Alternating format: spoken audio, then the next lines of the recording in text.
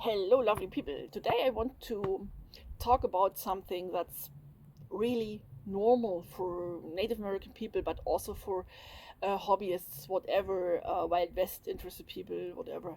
And all you will, these people will think I'm a little bit weird, but um, handling these items, these drums in this case, is.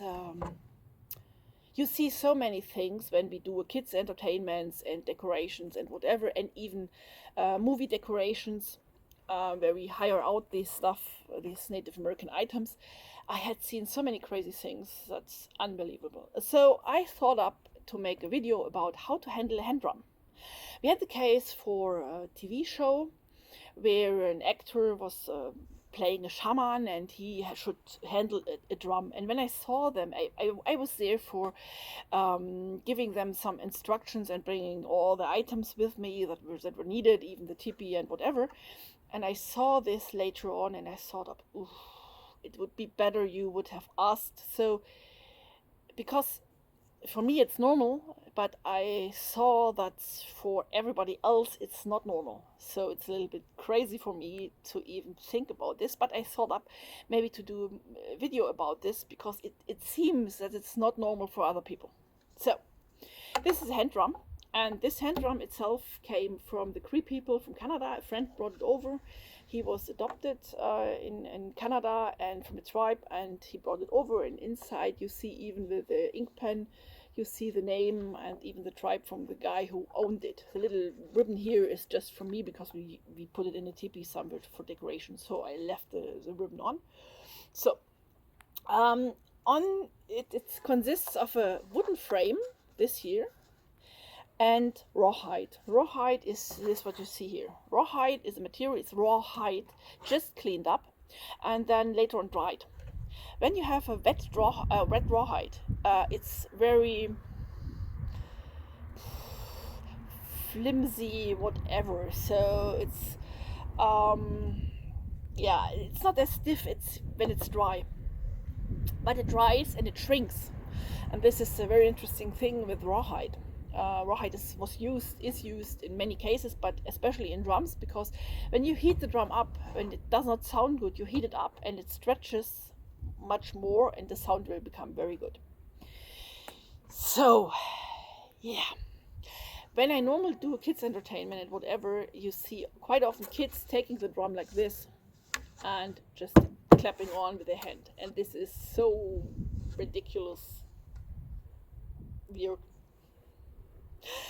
Okay, so that's why I want to talk about it. Yeah, you see this. There are several ways of making a hand drum. One is like this here. Here is the rawhide sewn on the wooden frame, but this is not normal. Normally, you take a circle of rawhide that's going until here, you know, until inside of the drum, and then rawhide laces going through it, and then you make this cross, this handheld cross, going through the lace that's going here around. This is one way. There are many, many ways more. I have seen, especially Northwest Coast, doing very fantastic things with webbing inside and so on. Sometimes you have here a handle on. Sometimes this is just just a cross. There are many ways how it can be, but this drum is used like this. You take it with your hands. Yeah, really, really. It's very well to grab there, and then it's held in the size of your breast, not here or whatever, in size of your breast, and then the drum is used. Where are these drums used? Normally, you have several kinds of drums. One very famous is a power drum. That's a large drum that's horizontal, and maybe 12 to 20 people are sitting around with their drumsticks and beat it. And in cases where not everybody's coming together, or it's just a session for singing, singing together, whatever, quite often the large drum is not used, but the hand drum, everybody is using hand drum. And you even have, in today's North America, you have hand drum contests, and you have also hand games where the drum is used. And the small drum is used from the plains tribes, what I'm especially referring here to, is used since hundreds of years. And the large power drum came very late, around the 1890s, came from the Ojibwa people, and you quite often see old pictures of especially Blackfoot people with bandolier bags, with the typical Ojibwa bandolier bags, beaded bags. And these bags came mostly together with a drum, with a large drum, and they were traded from the Ojibwa people with the songs and the drum. Because the Ojibwe people invented it for special ceremonies, medieval and whatever, and invented it, and later on with the power coming up, it was traded to the West.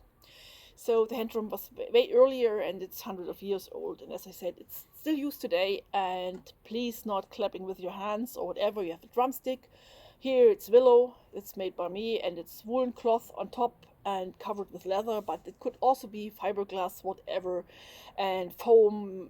There are many ways to do it, and how the people like, drummers like it, what fits best for them. And it's, as I said, it's handheld in your breast size and used like this.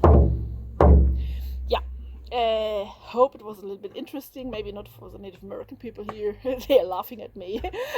But as I said, I had seen so many crazy things of especially white people trying to be cool and thinking of they know everything and they don't know. And so that's why I thought I talk about it and explain it a little bit. So see you later, alligator, or whatever, when you have some other videos here. So maybe you're interested in, or if you have questions, just ask them. I don't know everything. I know something, and I try to answer it. So goodbye.